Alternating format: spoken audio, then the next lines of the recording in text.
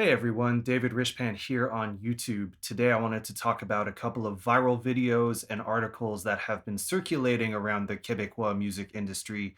If you're not from Quebec and if you don't speak French, these articles and videos may not have popped up on your timeline, but I think they address issues that are very important for us to talk about across various cities, across music genres, and across artistic disciplines in general. So let's get into it.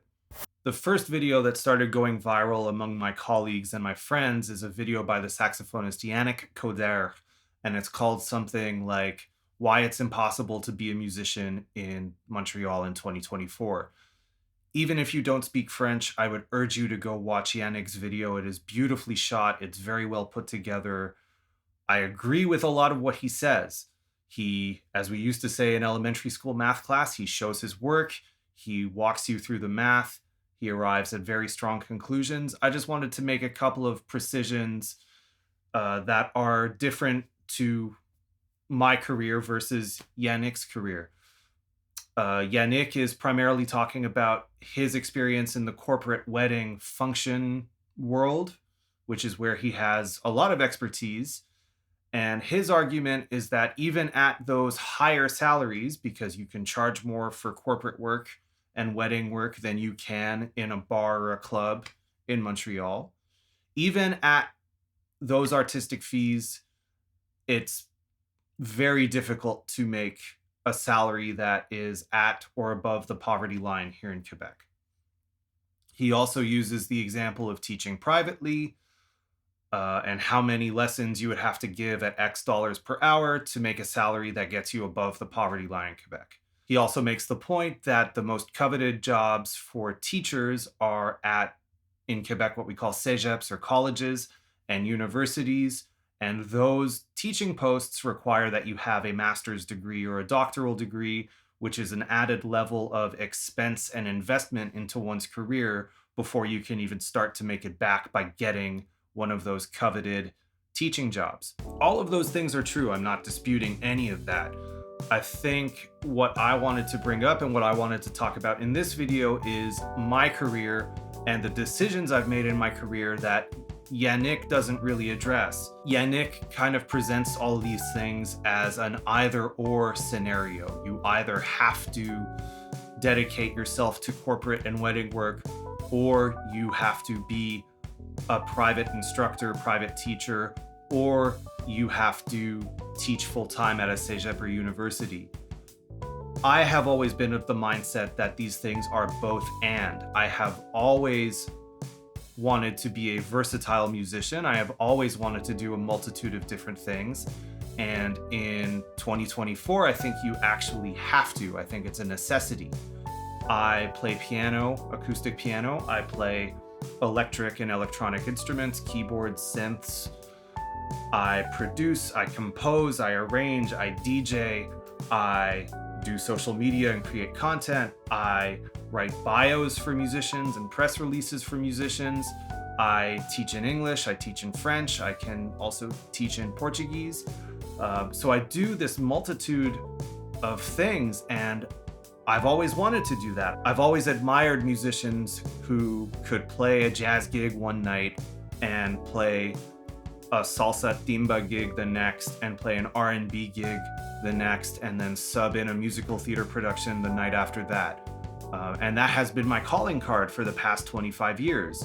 My versatility has been what has kept me employed, especially in the deepest, darkest lockdowns over the past few years. I am very grateful that I have become the type of musician that I aspired to be 25 years ago.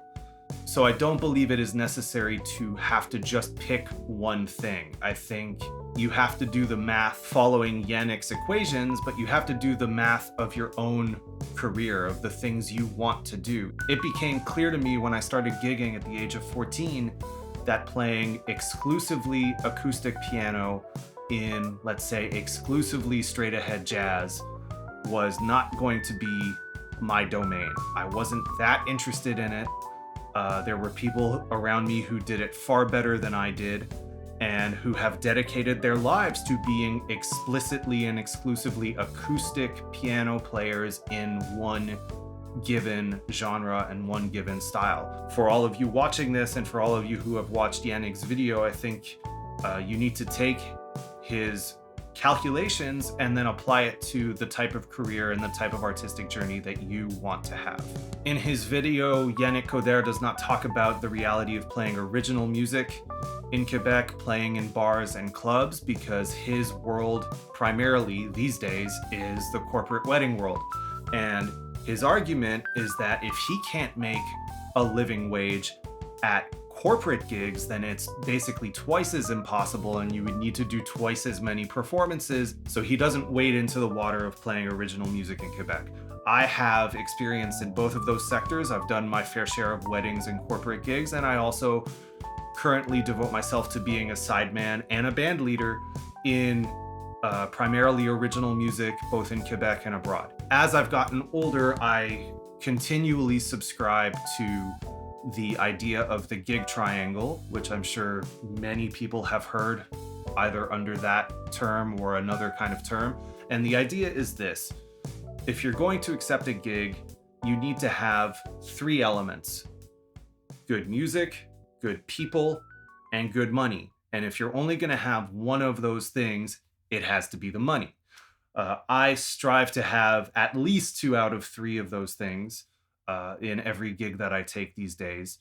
And ideally, I aim for all 3. And I'm very lucky and very grateful that a lot of the times I have 2 out of 3 or even 3 out of the 3. And as I get older, I also add a 4th corner to this gig diamond or gig square now. And that 4th corner is conditions. Conditions are not just financial. It's not purely about the money. It's about how are you treated? Is the gig creating a safe, welcoming space for you as the artist, or are you kind of in the way and a burden unless you're on stage performing your set? How I am welcomed into the gig by the staff and crew of the venue.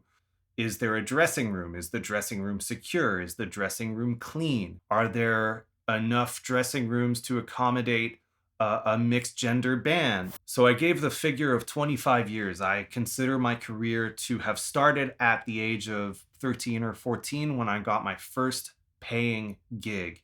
The minute you accept money to perform music outside of your house or your practice room, you are a professional musician in my estimation, in my eyes.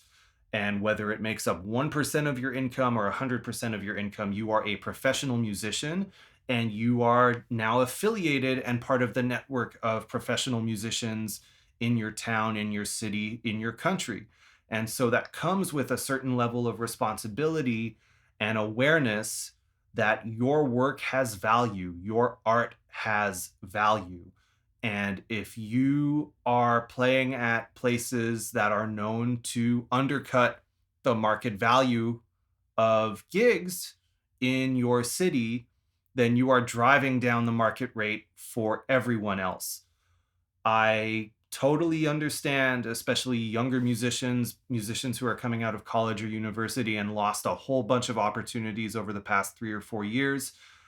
Everyone's super hungry to play music for other human beings in the same room, in meet space.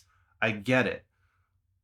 But running after every opportunity that does not necessarily allow you to charge a ticket price, that does not treat you well, see the good conditions piece just before this, that maybe pays okay, but is a super stressful gig to organize and promote and perform. Any of these things, you're driving the worth and the value of your own art and the art of everyone around you in your scene down. Please don't do it. Please reflect on what your art is worth, what the art of your peers and your colleagues and your teachers and your mentors is worth. And the same goes for people who have left full-time music making to pursue other careers for their income, and they like to take a gig every now and then and shake off the dust and play in their local bar or whatever. If you are accepting money for your performance, and if you are performing at a venue, You are a professional musician, whether it's all of what you do or basically none of what you do. But the minute you set foot on that stage, you are a professional musician, and you owe it to the other professional musicians around you to accept the going fee, the standard fee in whatever your city might be. The other thing I would add that people don't talk about enough is if you are performing original music, you need to stay on top of your rights and your royalties. Now, what does that mean? For Canada, it means with SOCAN, the performing rights organization here in Canada, you are allowed and encouraged to report your set list. What does that do? If you're performing original music, it means you, the composer, gets paid your royalties for your original music that you have performed. If you're performing covers, it means the writers of the covers you performed are the ones who actually get paid. If you don't declare your set list, all that undeclared money basically goes into a pot, and then the performing rights organization divvies it up among the data that they have. Go to your SOCAN profile, create a SOCAN profile, and sign up with SOCAN or whatever your PRO in your country is.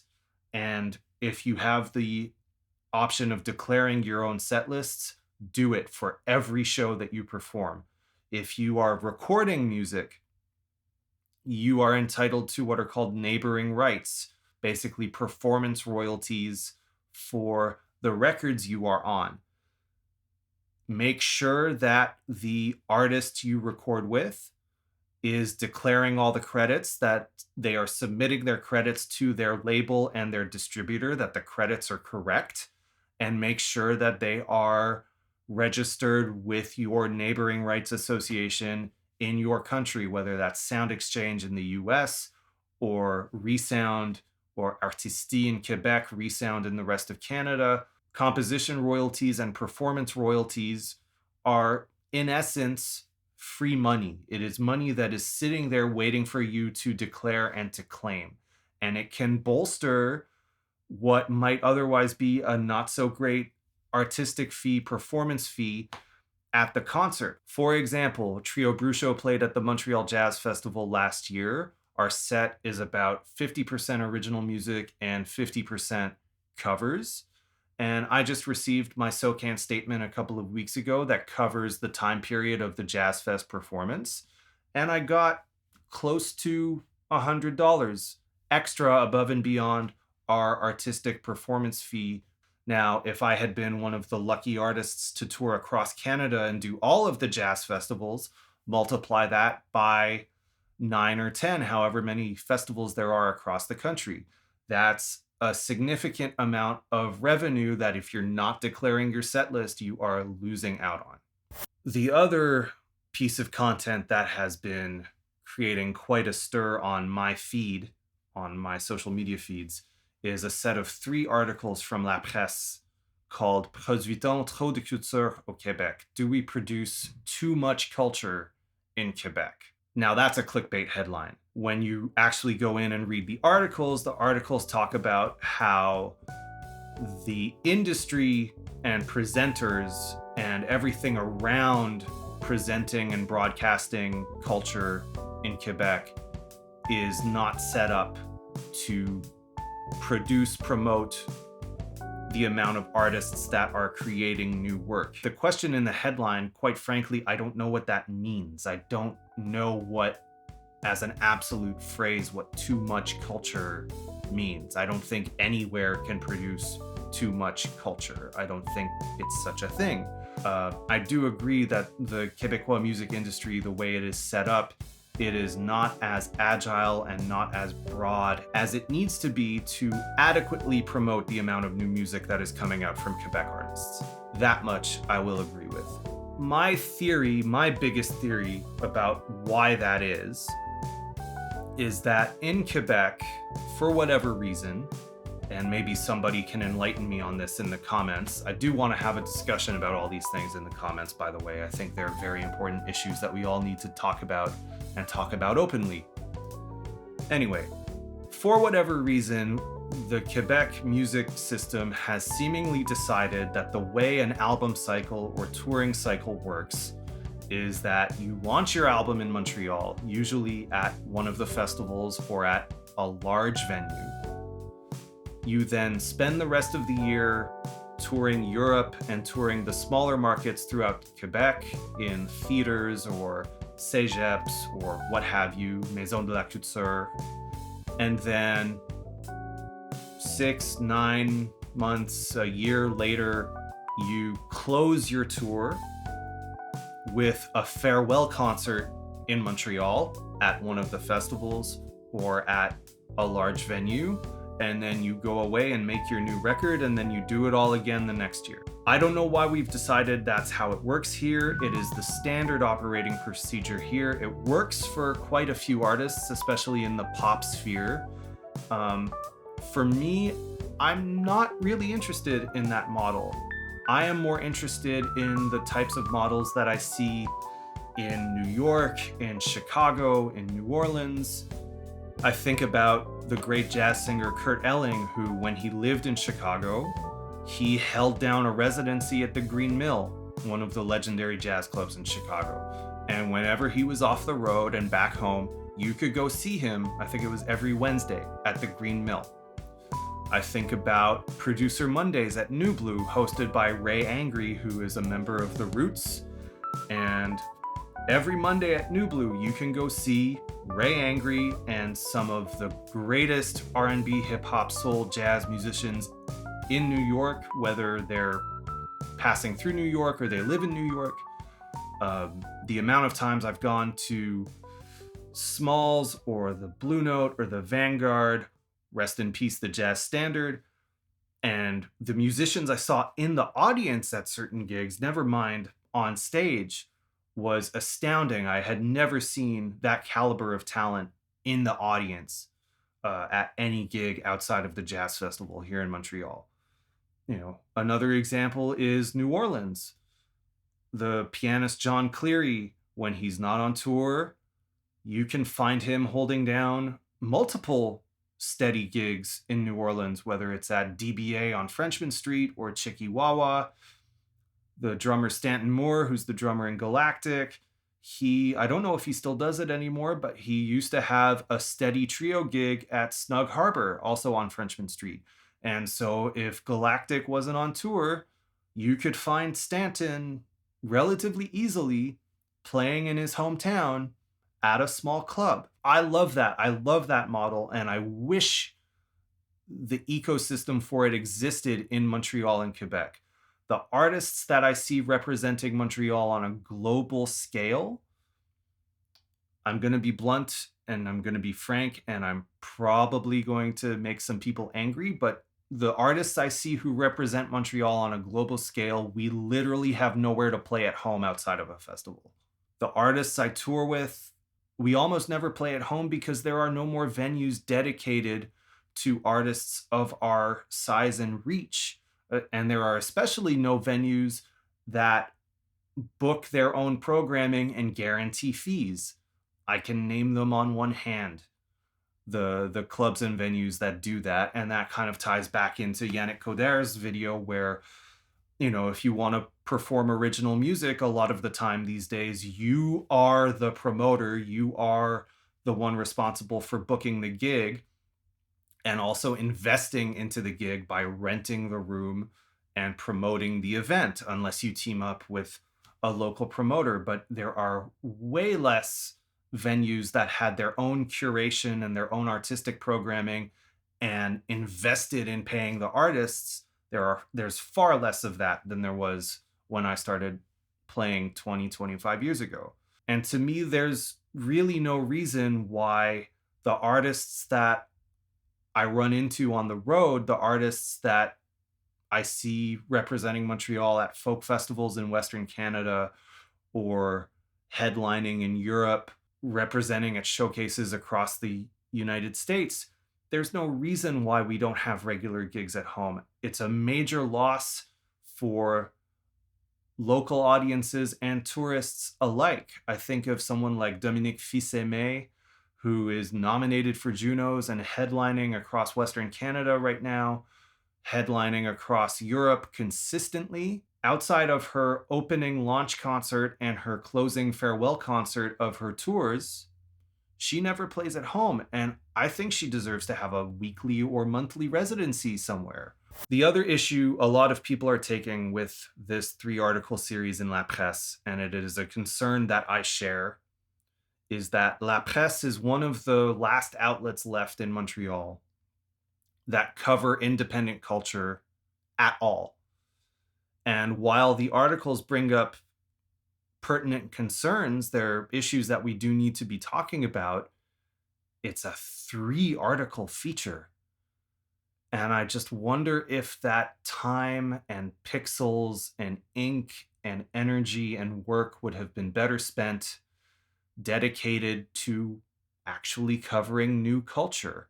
In Quebec and Montreal, we are still heavily reliant on the large newspapers, the large news outlets to disseminate our work, even if they don't do reviews anymore. That's for another time, I think, a different video.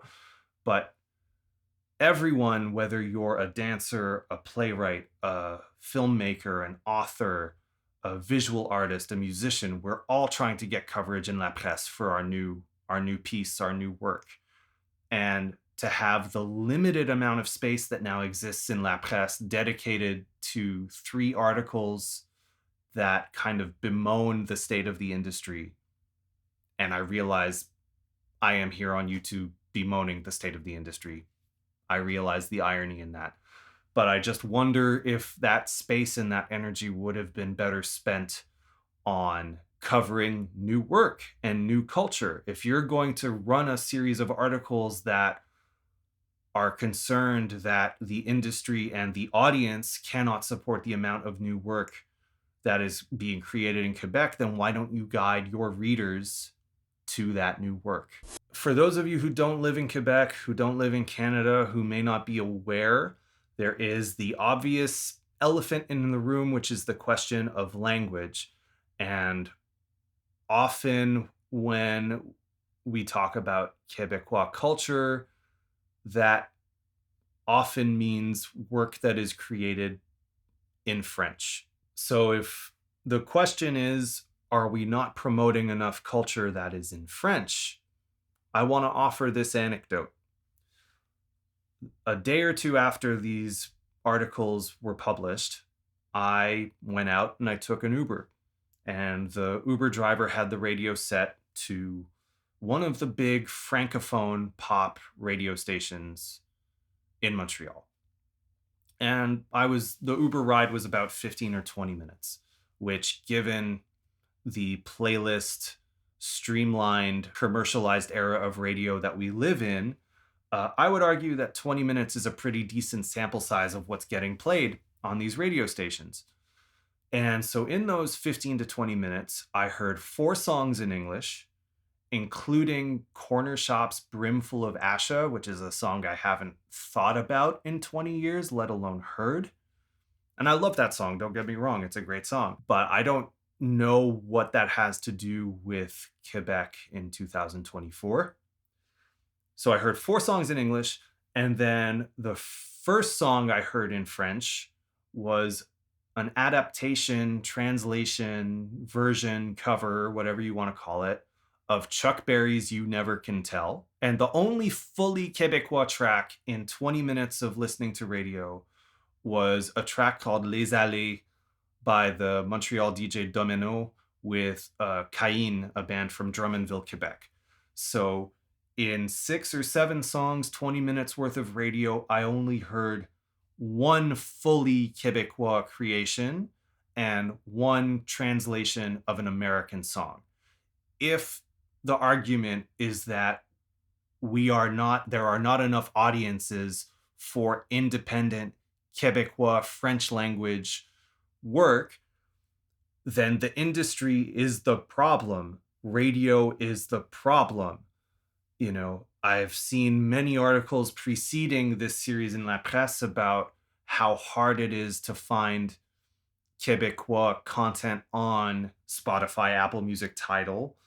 It's not that hard, but it is the case that unless you've really trained your algorithm well, all of those artists will always be behind the big releases from the US, from Europe. I get pitched stuff from France far more often than I get pitched stuff from Quebec in terms of what title sends me in my algorithm. It's not just the artist's fault, and I think the headline that is used, Produit-on trop de culture au Québec, that headline kind of puts it on the shoulders of the artists when it's not the artists who are the problem. It is everyone else in the industry that is not doing their fair share to promote local culture, Quebecois culture, Canadian culture, whatever those things mean, and an industry that is maybe 10 to 20 years out of date and not as agile as it needs to be to keep up with the amount of work that is coming out. I have always said that the caliber of talent in Montreal is world class. And yet increasingly it becomes the case that we work and live in Montreal. By work, I mean do the process of creation. We record, we rehearse, we create in Montreal, and then we wind up going to sell it elsewhere, which I think is a real shame because the audiences here are spectacular and they deserve to have access to our well-crafted work that reflects the reality of modern Quebecois society in all its diversity and glory. So let me know if these issues, if these reflections, if these comments are similar things that are happening in your part of the world, if these are things you're actively thinking about as an artist or as a fan of culture. Let's have a discussion in the comments. Thank you so much for watching. My name is David Ryshpan. I'll see you in the next one. Cheers.